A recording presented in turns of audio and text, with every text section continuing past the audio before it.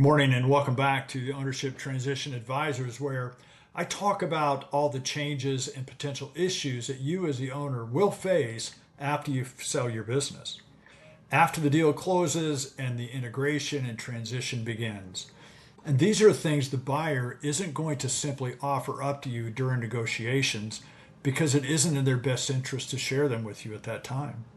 Always keep in mind, buyers are not dishonest, okay? But they will rarely answer an unasked question.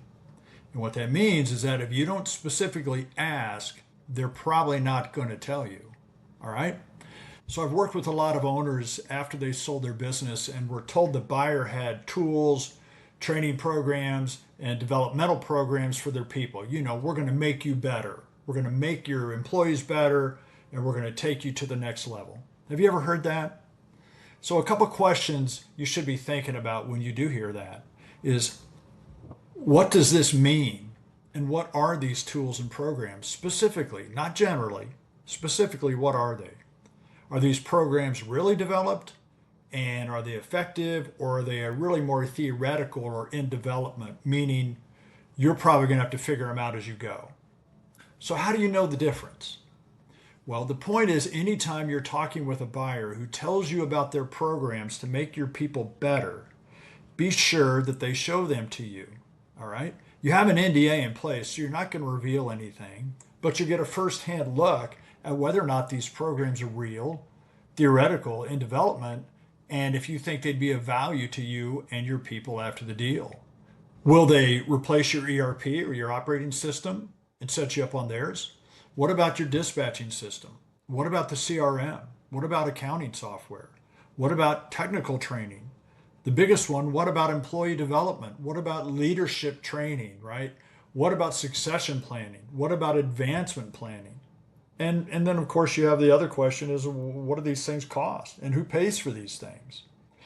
So when you're negotiating with the buyer and trying to figure all this out, and you're asking questions, the buyer will give you several names of owners who have sold their business to them. They'll say, hey, call these guys and ask them questions, and you'll get their perspective. Remember when I said the data shows that at least 40% of acquired companies fail, right? 4 out of 10. The buyer will definitely not let you call those 4 that failed.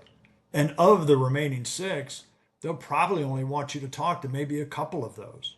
So when you call those other 2 or 3, are you getting an unbiased opinion? Maybe, maybe not.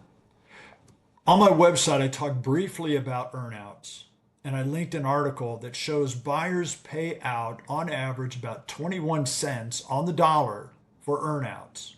So basically that's about 21% of the owners actually get their earnout money. Okay.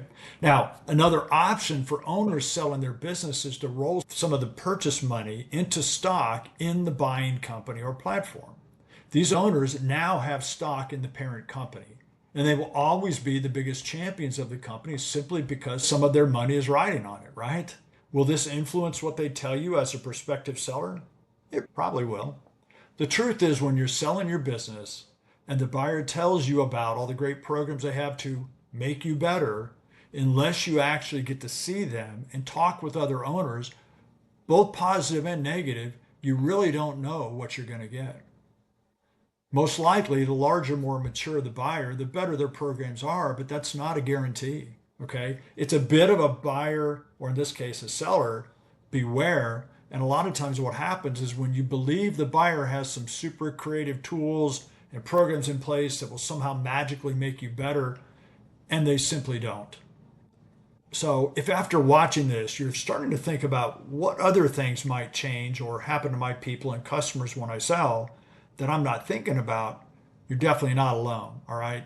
The truth is there's no way you can know, and that's okay because that's what I do. I help people understand and prepare for all the realities that will happen after an acquisition.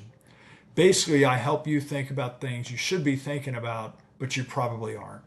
Well, thanks for watching the video, and if you're interested in learning more about how I might be able to help you, you can always message me through my website or my LinkedIn profile. The links will always be below. We can usually decide in a 15, 20-minute phone call if it makes sense to work together with your business transaction. And keep in mind, if you've never sold a business before, there's no real way you can prepare for the next couple of years without some help. So thanks again, and we'll see you next time when we talk about what happens when your people start leaving after the new buyer steps in.